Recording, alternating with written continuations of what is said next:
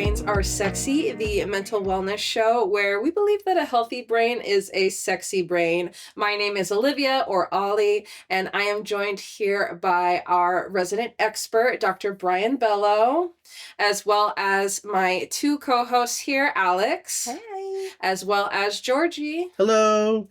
So today we are going to be covering a topic that hopefully you guys have at the very least heard about or have heard mentioned maybe before, but our topic today is going to be covering something called work-life balance. Ooh.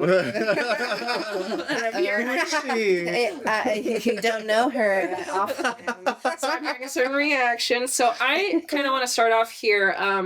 Georgie, you definitely had a response to me just saying the word work-life balance. I'm curious how you have heard of it before, or even if that is something that you utilize at all in your life. I mean, I definitely try. So like work-life balance for me, if I were to define it, is like kind of finding that healthy juxtaposition or balance between doing the stuff that you need to do to survive and finding the time that you want to do the things that you love, and that's kind of how like I would define work-life balance. Mm-hmm. What about you, Alex? Yeah, I think it just makes me think of that cliche of like you're struggling. You're like not struggling. That's mean. But like you're like a striving actor in like LA, and you work your busing job or restaurant job to like pave your way while you go do your auditions and things like that. So it's like you do maybe you do something in the interim that's not like the LO goal, but then that hopes to fuel a passion later on. The in-betweens. Yeah. The in-between job. But I thought if you love your job, then you'll never have to work a day in your life. What is that? Feels a lie. I feel scammed by that. Yeah. For me, I kind of try to say that work-life balance is the thing that helps keep me sane, because I work a very high-stress job, and so having that separation is, again, ideally when it's going as intended and the balance is actually there, then having that separation outside of the job helps me just kind of like reset my brain and recharge everything so that when I'm back at work, I am actually able to focus and put my energy where it needs to be put, rather than letting that stress kind of bleed out. But I think we actually do have a definition here for work-life balance. Dr. Bello, what is that definition? So work-life balance is the achievement of temporal equilibrium between professional and personal life, which sounds weird. I don't have that. I barely have regular equilibrium. Yeah. But yeah, in real practice, it is a lot of the elements that you guys talked about. So the question is, why does it matter? Why is it something that, we all joke about wanting and not being familiar with? Well, I think to Ollie's point, it's like you need to unplug. You can't always be locked in or like on stage or on, right? Like you have to turn off. You have to recharge, because like it's like, when you're hyper vigilant, right? Like that has a really negative effect on your body, on your system, right? Mm-hmm. You got to relax. You got to do stuff that you love, and when we do that, I feel like that's when we feel inspired, we feel recharged, and just like like Alex, you said, right, we don't work to live, we live. Nope, we don't live to work. We work to live. Other way around. Yes. 100%. And I feel like it's also difficult too, because it's been, especially like the younger generation, the hustle culture, like to always like you have like four or five side hustles that you're constantly doing, or like to do that like entrepreneur mindset. So then you're like always on and you don't have that disconnect. Yeah. And I feel like there's that mix of like, oh yeah, that's good. Like, cause you're constantly like producing or putting it out there, and you're like, always trying to go for like that big goal. But then I feel like then you put yourself in a place that you're can't unwind and you can just like lose yourself. And you burn out. Yeah. Oh Yeah. yeah, like we talked You burn about in out. the last episode. Yeah. Just like it just leads you to then falling out of love with whatever you're doing. Yeah. That was what I was thinking about, the hustle culture thing, like you had mentioned when Georgie was talking. That was one of the things that I came to my mind, was just talking about how we need to rest and relax in order to do our best. But I feel like a lot of the sort of narrative that is around work is to always be putting in 110%, Yeah. 120%, right? And just working as hard as possible and never really having any downtime. And I feel like sometimes, even if you are the kind of person who seeks out downtime or who seeks out those kinds of breaks in between work, Hmm. there's almost like, can I even call it like a stigma a little bit? Yeah. I don't It's know. like you're seen as like lazy, or you're Yes. seen as like you're not like trying hard. Mhm. I mean, I'm always like, and Alex, you know this because we've worked together, right? Like, I'm always the one that's like literally forcing people out of their chairs and say, don't forget to take your lunch. Like, take your lunch, take a break, True. take your days off, right? And it's like Yes. literally so terrifying for people to even think about like taking a day off. And that's scary. Like, that, why? Like, why are we feeling like that? That's crazy. Well, I think a lot of times in a lot of workplaces, there's more work than there is time to do the work. And so, Yeah. so the expectation is you complete this goal, but then, the man doesn't like give you enough time to complete it. Proverbial you man. know? Bring it down. Yeah. But I think another big part of it also is the fact that we're not like, as human beings, we don't have one aspect of ourselves. Mhm. We're complex people who have different competing interests. And so like, I joked about, people not loving their job or whatever at the beginning, but even if your job is something that you really enjoy and find fulfilling, you still don't want to do it 24/7, you Mhm. know? Yes.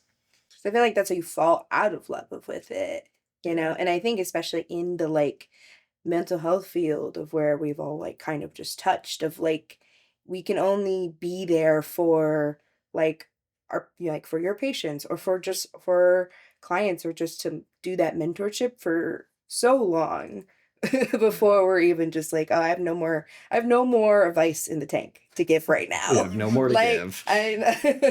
yeah, and getting that I just actually for my new job just learned it was like that compassion Compassion fatigue. That was the thing I was trying to think about last Compassion episode. fatigue. Yeah, with the Yes. What apathy. is that? What did... Yeah, what is compassion fatigue? I'll let the good doctor. So compassion fatigue was the thing that I was trying to describe last episode, where basically, you are trying to do the best you can, especially again in healthcare. You're trying to take care of people. You see their suffering. You want to fix their problems.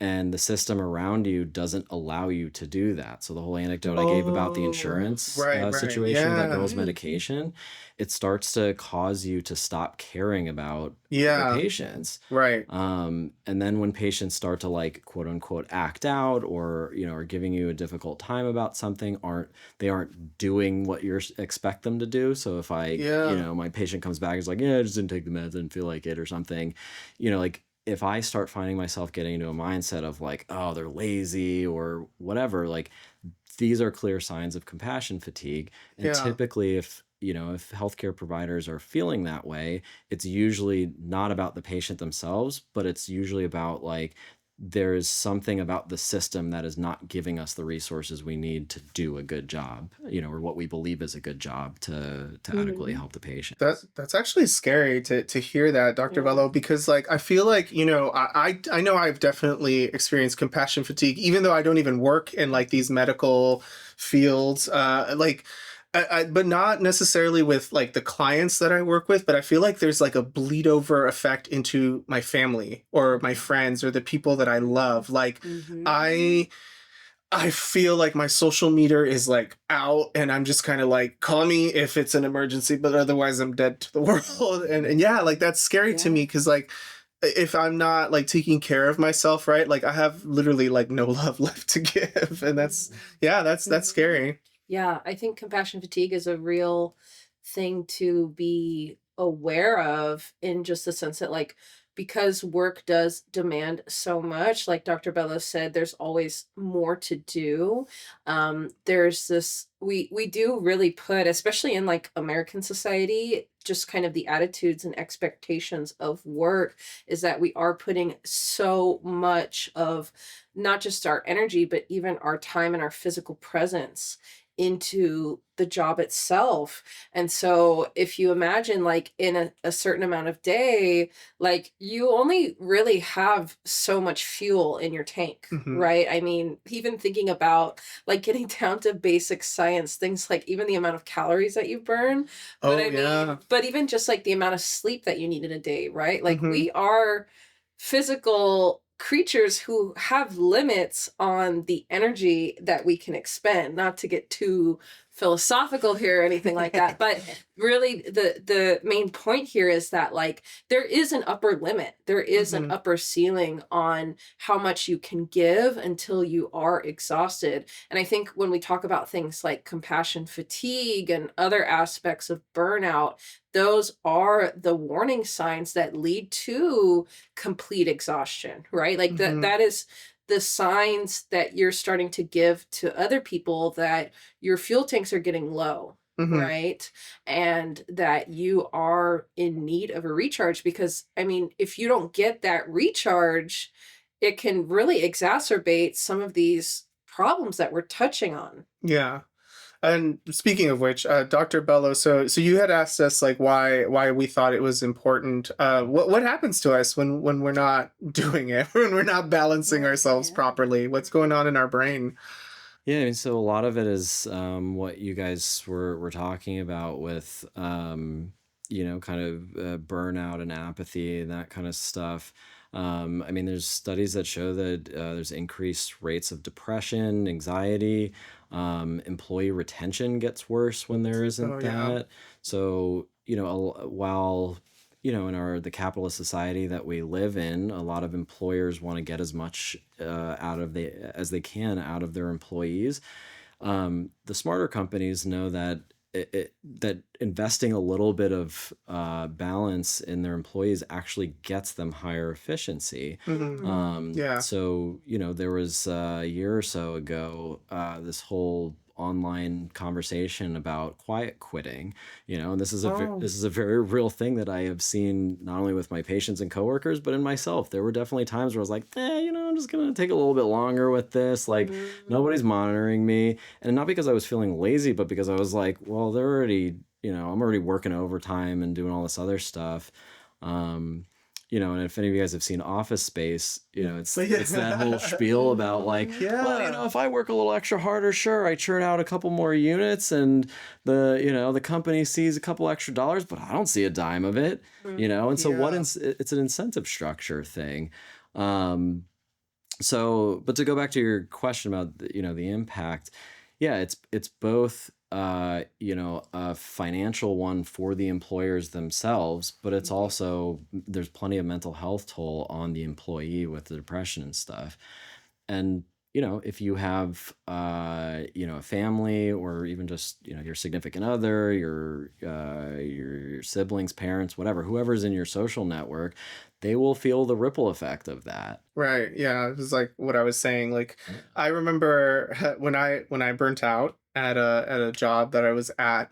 Um, Oh, my you've experienced it yourself. yeah, like my partner got the brunt of it. Like every single day, he was like, "You sound miserable. Like, why are you there? Like, why?" And and it felt like, and I felt bad, right? Because it was just like I could hear it myself too. Like I had nothing positive to say. Like it was always just vent, vent, vent, vent, vent, and that's because that's all I had. Mm. And there was this other thing too that I had just learned the other day, right? Called revenge sleeping, and I was, which is weird because it's not intuitively sound, right? But like staying up later to do the things that I wanted to do, even though that was detrimental for me because I wasn't getting more rest. I was actually just making it worse for me because the next day I hated myself. And again, just repeating that cycle. And so Yeah, no, I definitely burnt out. Definitely just angry too. I was always angry Mhm. all the time. You? I know. What? Like Mr. right. Georgie with a smile. I was gonna Yeah, say yeah. The Georgie with a smile was like scowl. Georgie Yeah. with a scowl. Yeah. Yeah, no. Hair turned red instead of blue. Like, Oh. Imagine like, that's like just my Well, hair I'm the one starts sitting about here with red hair. Are you mad? But back to what Dr. Bella was saying about like yeah, like when you don't have that balance, right? You lose your passion for what you're doing, right? I stopped doing the things that I love, right? I stopped playing Pokemon Go. I stopped this. Like I didn't have time to do this, which is my passion for creating content, and I also couldn't mentor anyone either because I had nothing in my cup to give, right? And if you don't have anything in your system, how are you going to give it to anyone else, right? You got to take care of yourself first before anything else. And I know that sounds a little selfish, but it's actually more like self-preservating. I feel like it's not selfish if it's coming from a place of self-preservation, right? Like you can't do anything, like you literally can't. well, and I want to real quick jump in there. So selfish is something that in our culture is like it has so much stigma and like negative connotation to it. And obviously if somebody is only selfish all the time, that's not really productive. Yeah. But some degree of selfishness is actually a really healthy, normal, good thing. And so yeah, I mean, what you're saying is probably that I Thank would you say for it validating my is selfish, selfishness. but like a healthy level of selfish. Yeah. I think because like we say selfishness, but then we're actually setting healthy boundaries. Yes. Yes. Like that you like I'm only going to do this much, and then that's where I draw my line, and that is where like and then that's normal, that's fine. Mhm. And I also run into this too of where being an older sibling, like Oh, yeah. and being like in that realm too of just always like even just with growing up of always having to do for others or over myself or whatever and then just those expectations and then as an adult being having to like I do need to set that back and and set those boundaries, and it can be very difficult. So I very much feel that, Georgie, but then it's just we have to like kind of unlearn that of like to achieve that balance, that it's okay to set those boundaries. Yeah, and I think you bring up a really interesting point too, right? Because like I think back to like my culture, right, where it's like I was like I was gonna say Latino, where I identify as a Latino, right? And so it's just like, oh, you're not tired, you're just being lazy, right? Or suffer through it, or like échale ganas, like whatever, right? And it's just like they minimize, like the people in my life always minimized what I was feeling and experiencing, and so I carried that over. Not just into my personal life, but like what you talked about, right, with family and stuff. But I that carries over into my professional life, right? Like I don't know how I did it, but like I think it's also healthy to do boundaries at work, right? Like when you start getting that job creep, right? Like reminding your supervisor, reminding your manager is like, okay, how does this fit within my scope of work, right? Because like yes, I am a person of many talents, right? Like I could do your job. I could do anybody's job. But like my job that I was hired for was this. And so like if I take on these extra responsibilities, which they'll do, right? Like they will definitely pile on if they think you can take it.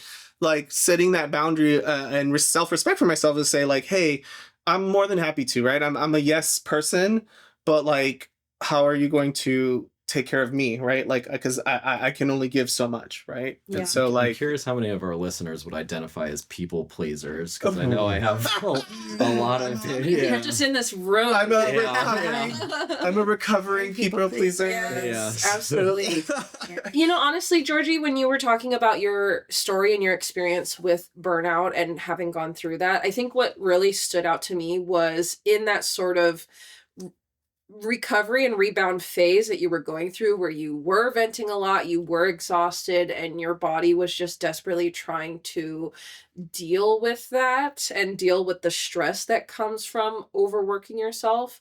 What really stood out to me was just how much that you valued sort of fell to the wayside in favor of needing to take care of yourself, and thinking even to like Maslow's hierarchy of needs, right? How Mm, the most important need is the, food, shelter, and everything else, and how much that contributes to our energy, right? right. But because you were so burnt out from the stress, from working too hard, and from pushing yourself too much, the things that you cared about for fun, like your hobbies, you weren't even interested in doing them Yeah. because you didn't have any energy for it. And on top of that, you even said like even a lot of your professional values and productivity fell to the side as well, right? Hmm. Like it was just the stuff that you value, those important pieces in the professional setting, but also in the personal setting as well,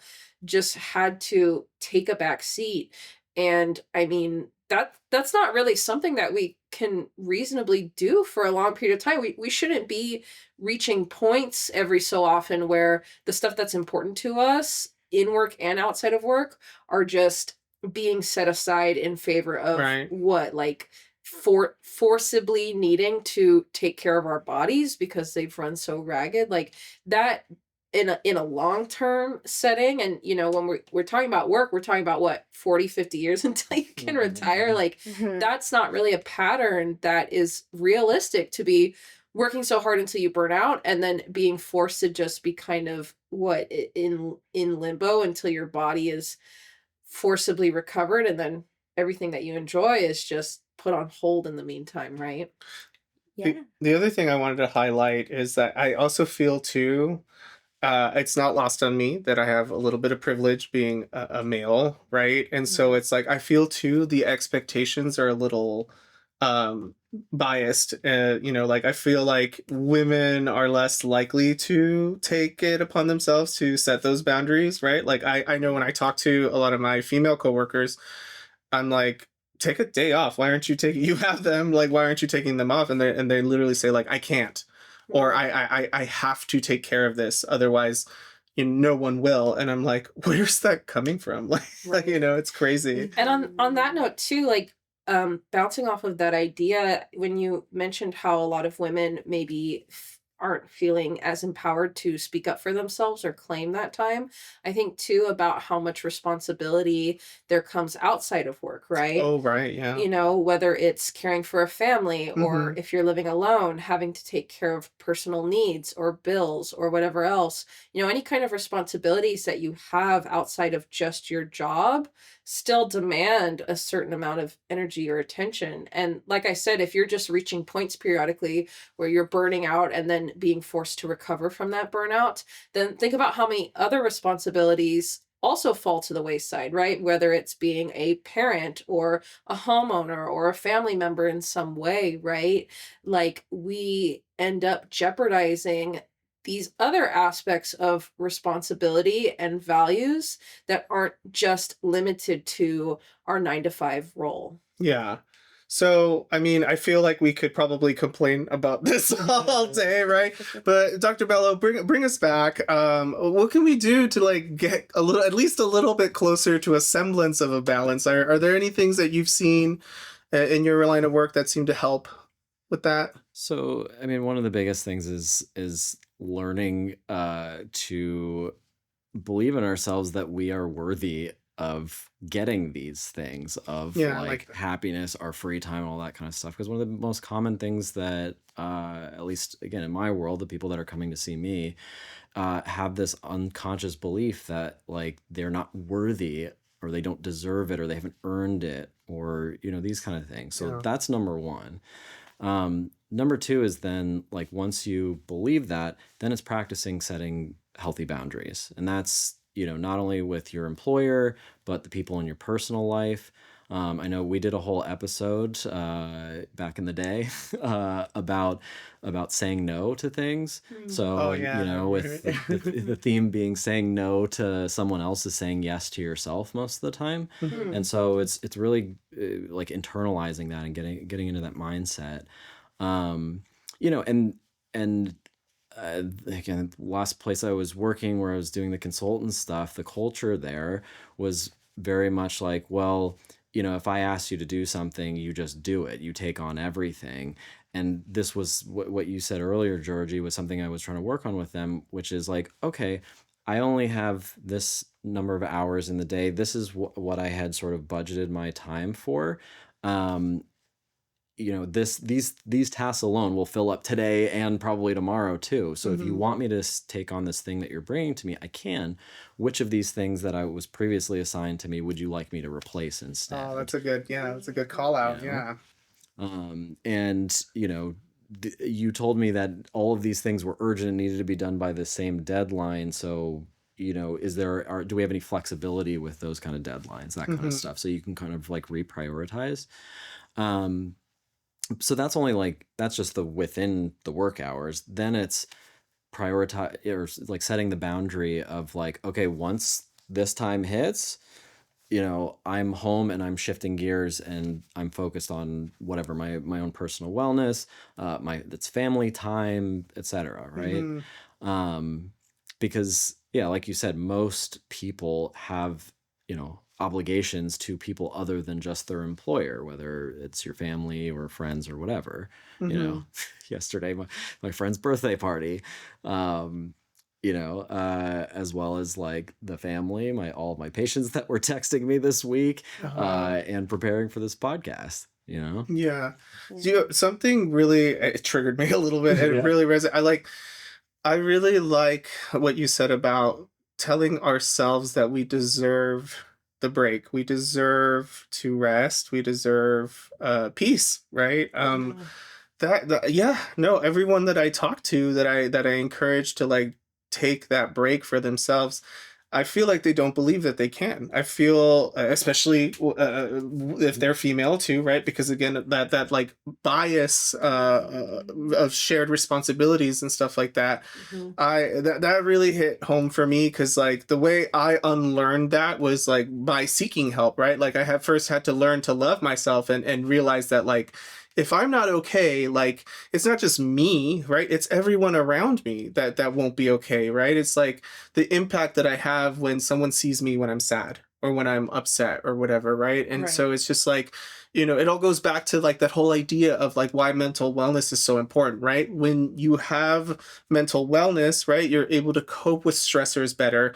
You're able to realize your goals. And then eventually when you have everything that you need, you're able to give back. And so like, that's why it's so important, right? And it starts with us. It starts with being intentional and telling ourselves like, we deserve this. Like, if you want something out of me, like you also have to let me be me, right? And share that space. What do you guys think? Well, it's not just a gendered pressure as well, right? I think for a lot of people, especially like in my practice, I do work with a lot of families that have a lower income.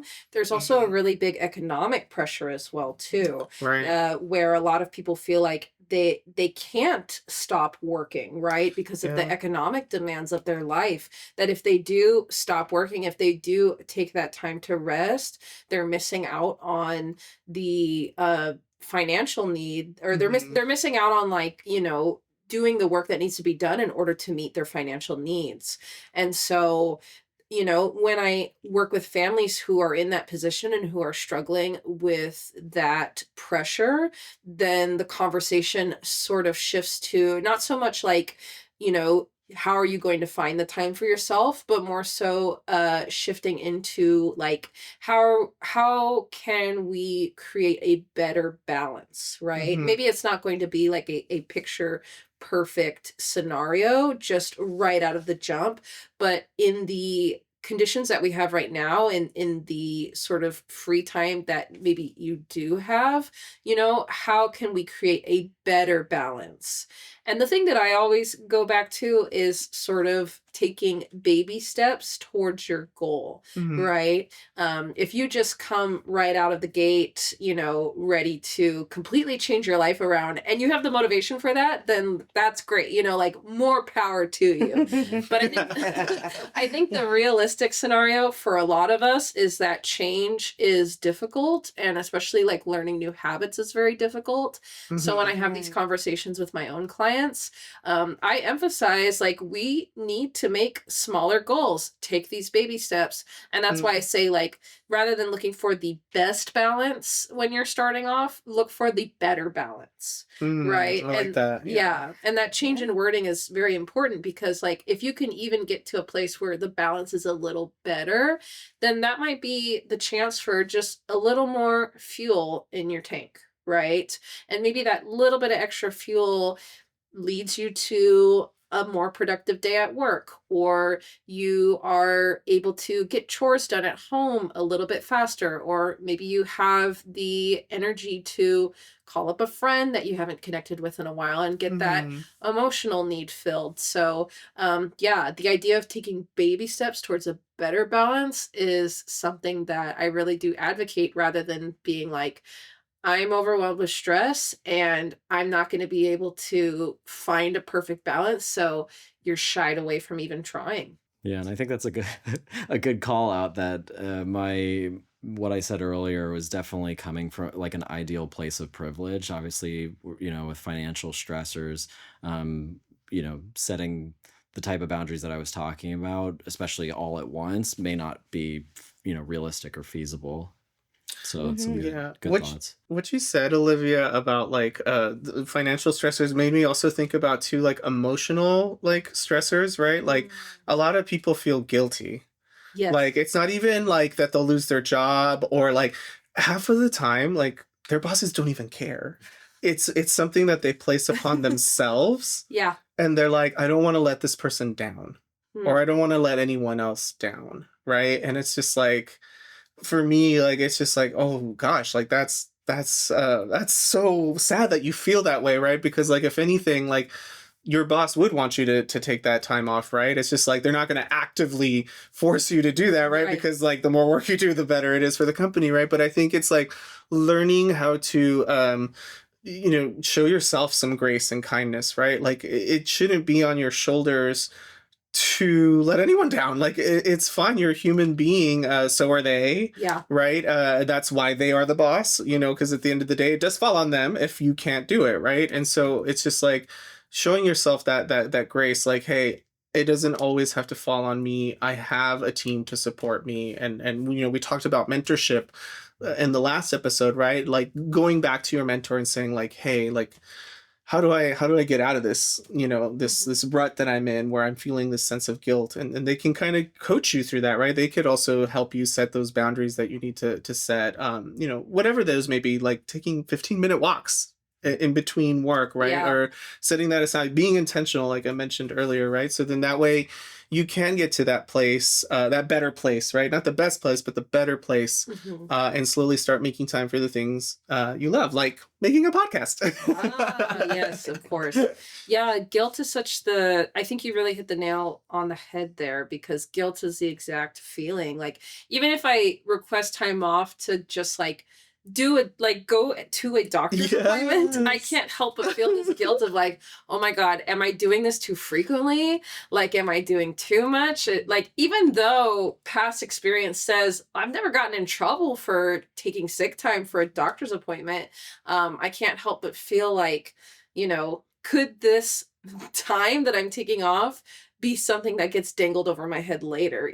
Again, like I have no evidence to suggest that would ever be the case, but it's just like this automatic thought that pops into my head of just like, am I overdoing it? And that feeling of guilt that comes along with it. Well, and even sometimes it's not just to the company. Sometimes it's, it's to your coworkers that you really like, Right, because yeah. sometimes if you're taking that time off, that someone else has to fill in, and then the guilt will come in for that. Even though if you zoom out on on a bigger level, a lot of times they're going to take their time off too, and then you'll have to take on their stuff, and so it's that give and take. But in the short term, a lot of times we forget. Right. Yeah. And the conundrum of being a therapist, which is that if you take a day off, your clients miss out on their time with you, right? Yeah. Even though I certainly have plenty of clients who cancel on me.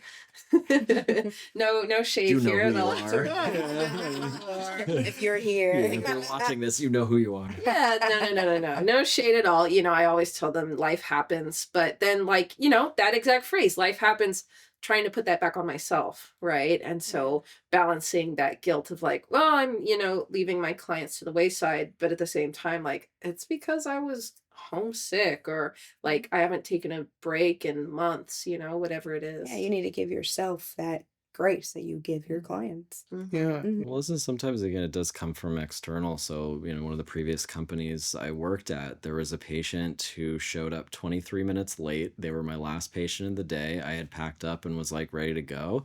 And they showed up and they expected me to see this patient, not only because that was the company's sort of perspective, but also the patient like insisted on it.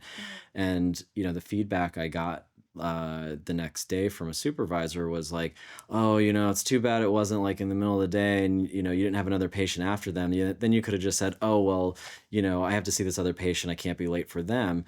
And my response is like, why is this such a toxic thing in medicine again, all of our patients, their priority, or they have a higher priority than like the people in our personal lives. And I told them, I was like, I have a 9-month-old at home because my daughter was 9 months at the time. I was like, why are her and my partner less important than another patient? It's not just them that like, are a reason to not bend over backwards for this patient who didn't show up on time and had other options. Mm-hmm. And then it goes back to what you said earlier, right? Is like, one of the ways that we can work towards a better work-life balance is by establishing that culture within your workplace, right? Actively seeking your supervisor and your managers and talking to them about like what's going on outside of work, right? Because then, you're letting them know, right? That okay, like there's stuff going on. I do that all the time. Like I will go into my supervisor's office and be like, hey, if you see me upset today, this is what's going on. This is why I'm going to be like this. I'm going to do my very best to keep it together, but somebody's in the hospital or I might get snatched because that's what we're doing nowadays. Like there's like things like that where I'm just kind of like, I don't have the capacity to do it. But I'm here. I'm trying to do my best. If you can show me some grace, that'd be amazing. But like, yeah, having that culture of like taking care of each other. So then that way we don't feel guilty, right? It's already understood with our coworkers that like Alex should take her lunch, right? Because when Alex takes her lunch, she's going to be happy and we don't have to see her sad anymore, right? I should Or take hangry. or hangry, Yeah. right? Yeah. No one wants to see that. It's the same thing with vacations too, right? Like it's not, I'm not going to feel guilty for taking my vacation and knowing that you guys have more responsibilities while I'm gone because I'm going to do the same for you, right? And we've got each other's backs and we build a healthy culture within our workplace. But yeah, it's being intentional with our feelings and our emotions and just realizing that we're all human beings. Like we're not robots. We can't do this forever. For sure. Even like one of the ethical guidelines in the field of social work is that like if you are presented a client or a case that you feel like you're not able to meet, whether it's because of your own professional knowledge or even just if the client's needs are too triggering for you, right? Like if you get a client who's dealing with a recent loss or death of a family member and you yourself are easily triggered or emotional by that topic, then the ethical thing to do is to help link that client to somewhere else, right? And that when you were talking just now, it reminded me of that because like it just really speaks to the fact that like we as people do have our limits. And I don't think it's a bad thing to recognize that limit. It doesn't make you weak to be honest about your limits, right? And to work within the capacity of your limits so that you're not having to make up time later. I think that's something that would stick out to people more is if you're the kind of person who does burn yourself out and then is having to pick up the pieces afterwards, then other people might not be able to maybe necessarily rely on you, right? They may not be able to challenge you even in ways that you might want to be challenged, right? Because you need the capacity, whether it is with mental challenges at work or taking on new roles, new projects, whatever else, Mm-hmm. you need that capacity in order to do it. If that's something that is valuable for you professionally, Mm-hmm. then you should be making sure that you are creating a balance so that you can take on all these different things that you want to do. Mm-hmm. Speaking of which, I'm going to throw in there. There's actually some research that shows that whether or not people get like burnt out or depressed from the amount of things that they like obligations they Mm-hmm. have has less to do with the absolute number and more of it's more the ratio of things that you chose versus things that you didn't choose. Oh. Right. So Uh-huh. it's an interesting, which creates an interesting sort of solution, which is that sometimes it's actually more beneficial to add something you like Mm-hmm. if you can't take away all of the things that you don't like or that you Yeah. didn't choose, essentially. You know what? I really like that speaks to me because I will say, like, right now I'm in I'm doing two part-time jobs.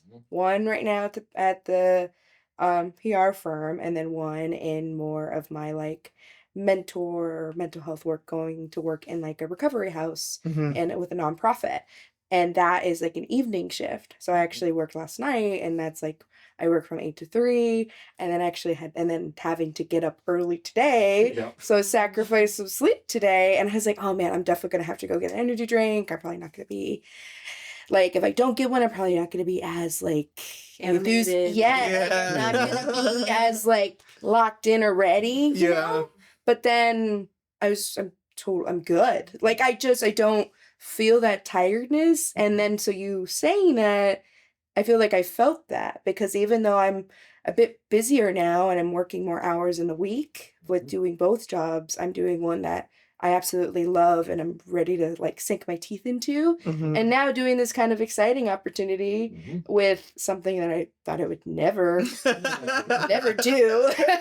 You're And- welcome. or be like invited to do. And so doing that, then I'm gonna add on taking like another like a certificate course class soon. Like so I'm adding all these things, but it's been so like fulfilling. Balancing. Yeah. Yeah. And Yeah. even though I'm much more busy now.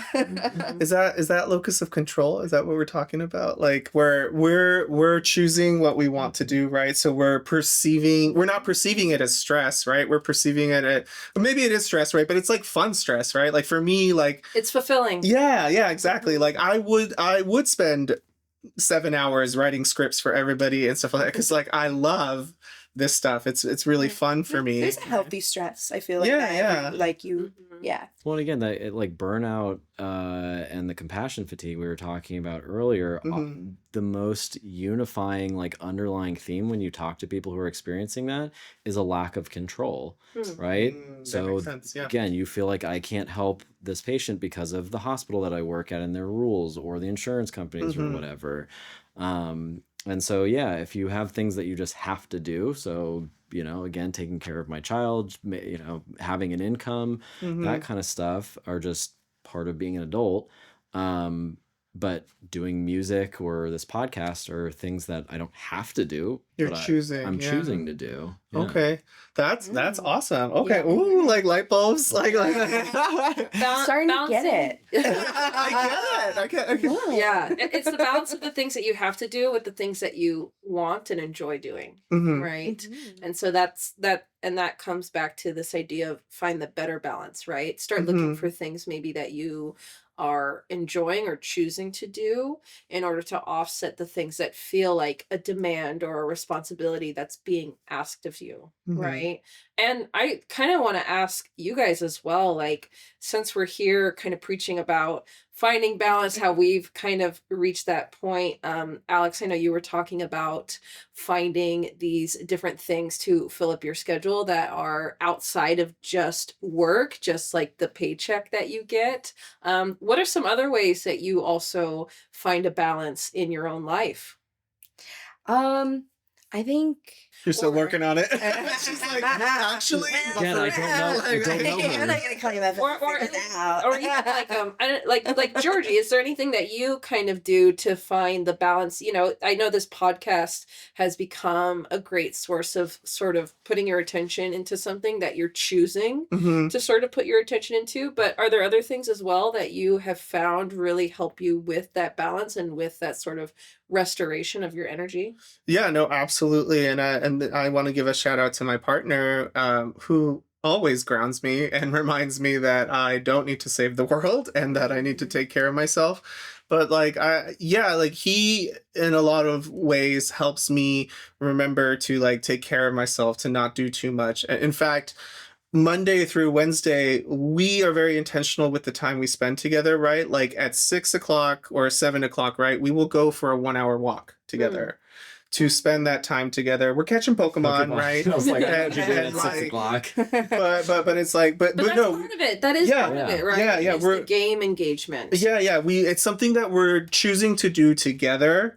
And I got to be honest, like when I don't do that with him, like I feel bad because like I feel like first of all I don't get to spend time with him, but second of all like I'm feeling the burnout that I felt from all the work and stuff like that. So I know that I'm not balancing it properly when I don't make the time to be there with him, right? Yeah. The other thing that we do is when we eat dinner, right? Like we're very ritualistic with this, right? Like we'll eat dinner and we'll watch an anime together, right? And then that's followed up by another show, like we'll watch. Sometimes it'll be Taskmaster, sometimes it'll be Smosh or whatever. But like the idea is like we're spending time together, unless there's something important, right? Like I need to like sleep or work on this podcast, right? Like we make that time and space for each other, and that's how we're intentional about our relationship, right? It's just like, and I love that. I appreciate that about him and for doing that because like I know in the past in my relationships I was never really intentional with that. I wasn't really good at that.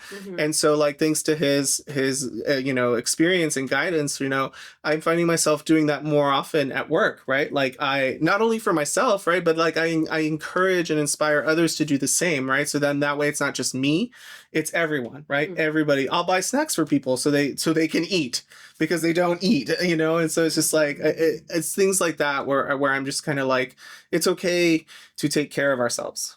It's okay to take a break. We need it. We have to. Yeah. We have to. And Yeah. and no one's gonna hate you for it. In fact, the real people that love you and support you and actually care about you will not ever make you feel bad. And if you ever feel bad about that, then we need to re-examine those relationships and we need to re-examine Yes. that Like, come see culture. me and Olivia. Exactly. Well, I mean, Contact information is Yeah. I think we've kind of talked a little bit about like work-life balance. So Dr. Bella, what is something that you would like us to walk away with in terms of like navigating this change and challenge of work-life balance? Yeah, I mean, I think the biggest thing is just thinking about where you can either add things in the life part or like responsibilities at work that maximizing the parts of your job that you do like while minimizing the things that you don't. And again, you have to assess like what's realistic and what isn't based on like what your situation is. But I think to just be on autopilot and not think about these things, I think you will find yourself burnt out and apathetic and just grumpy with people. So I think, and that again includes like sleep and the food you're eating and all of that kind of stuff. If anyone's listening to this and hears this, like really like take some time to look back at what your routines are and see where you can modify things. And I love that you brought up that thing of like looking for roles at work that you can be interested in, because I think that also speaks to what we were talking about, which is balancing the things you have to do with the things that you choose to do, right? And if you can find that balance, like it's not just work is the only stressful thing and then home is the only relaxing thing. Like they're they could be just as but even on the other end of that, like there's certain ways that you can sort of diversify your work can be a source of almost finding things that you choose to do and finding balance even within your professional role, right? Which is something that I'm kind of seeking for myself right now. Once I get my license, the thing that I've been telling everybody at work is I'm going to diversify what I do in a week, right? Because right now, my role at work is only seeing clients, which is something that I do enjoy, but the volume and level that I'm currently working at right now is just not really sustainable long term. I've, buckled down for 3 years, but even at this pace, I'm, reaching my limits, and I've had to be very intentional with how I'm finding balance. And so when I think about long term career moves, long term career sort of plans, I'm telling people, I'm like, once I get my license, I still want to see clients, but I also want to do other things as well, just so that it's easier for me to strike that balance and I'm not having to use so much of my fuel tank every single day. What are you thinking of doing? Oh, we'll see. We'll see.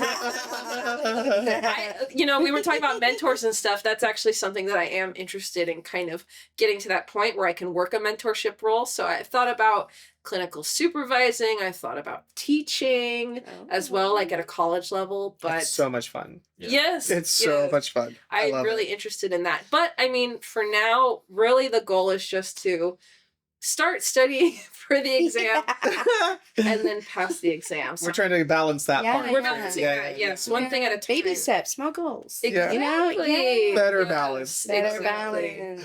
Very nice. So, putting that into action for myself and making sure that I can even have work be a source of sort of refreshment and fulfillment too. What about you, Alex? What is the key takeaway for today? I think that there is no secret sauce for this. Like that it's going to just be what works best for you, And I think of just your situation and what you need. And I think taking that time to just kind of like to sit with ourselves of just like, and I think that's where we also can give back to ourselves of just like that self check-in of like, what do I need? What am I not getting enough of? And like, how can I find avenues to fill my cup and things like that? And and I think being okay with just, it's like that, honestly, it's more realistic probably to make those small steps rather than those big changes that you might not be able to like keep going for long periods of time. Because even then that's more stressful, And so I think just, making those small intentions just to like do for yourself. Yeah. I think for me, what I took away from it is just like knowing that it's okay for you to take care of yourself, right? Showing yourself some grace and just allowing yourself to take a break and find out what you love, because so many of us don't know that even. Yep. Like we've literally never taken a break, that we truly don't know what we love. We truly don't know what our passions are. Even if it's just 1 hour, just like 1 hour a day, just go for a walk, touch grass, like just, like that's why people say that. The touch grass term that gets thrown around is like, force yourself to find a balance. Yeah. Like think about what brings you joy. Think about what inspires you, what makes you happy, what makes you want to do more, and set aside like an hour for it. Right. And I do also want to show some grace to anybody in a leadership position, right? Because I know we kind of came down a little hard on anyone who has a managerial position, supervisor or whatever. One of the things that I think that you guys can do, and it's to those that have done it for me in the past, right? Just, talk to your employees, like, and they're human beings, but like check in on them. Like, honestly, I love it when my supervisors check in on me and they're like, how's everything? They do like a quick gut check with me. Yep. And they ask me, are you okay? Is the workload fine? Is there anything I can do to support you? That is amazing. Like that is so helpful to me as a person, right? And it's even more helpful when you're like, hey, you know what? It's Labor Day weekend. It's a Friday. Get the hell out of here. It's 2:00. That to me shows me that you care so much. Yeah. So if you can do things like that, right? I get it. You have to meet quotas and stuff like that, but just check in with them. That goes such a long way. I will work for you and be loyal to you if you check in on me like that. So, you know, I know it's a difficult position that you're in, but that's how you can also encourage us and give us the courage to take a break for ourselves. And that's kind of what I got from this. So peace and love to all of our managers and bosses, right? And let's not come down too hard. We know you got it hard too. Charge. But yeah, guys, we learned a lot today, right? We learned that work-life balance is sometimes a little nebulous, but it's not impossible to reach, right? Depending on where we're at in our stages of ourselves and our growth, taking small little steps is really helpful. And I think also having people there to support you and encourage you to do that is really helpful. But that's going to be it for today's show. Before we end, we always like to end on a very fun note. And so today we're going to ask Olivia who her brain crush is and what type of brain do you think is sexy? Honestly, I think a very sexy brain is one that is in touch with its emotions and knows how to communicate those emotions. Emotionally intelligent. Emotional intelligence, yes, I love That it. is good. I think that it's okay to, you know, even be in touch with those harder emotions as well, but really knowing how to express them in a way that is beneficial and helpful, maybe even inspiring, even if it's hard. Uh, the example that I have is the author Alison Bechdel. Oh, I love yes. that. I feel like she is very in touch with even the, you know, harder aspects of her emotions and everything else, and her ability to communicate that in her writing is something that I really enjoy reading and exploring along. That's nice. I like that. We stand emotional intelligence brains because brains are sexy. Absolutely. Well, guys, thank you so much for today. I learned a lot from all of you. Thank you for sharing your experiences. That's going to do it for today's show. If you want to see more content, make sure that you like, comment, and subscribe. And while you're over there, we want to hear your thoughts, right? What do you think about work-life balance? Do you think it's achievable? What are some strategies that you would share with somebody that's struggling with work-life balance? Okay, so make sure you leave those comments in our little box there. And if you're interested in supporting our team here, check out the link below so you can support us financially or emotionally or physically as well. We're always looking for help. But thanks so much for tuning in, guys, and we'll see you at the next show. Thank you. Bye.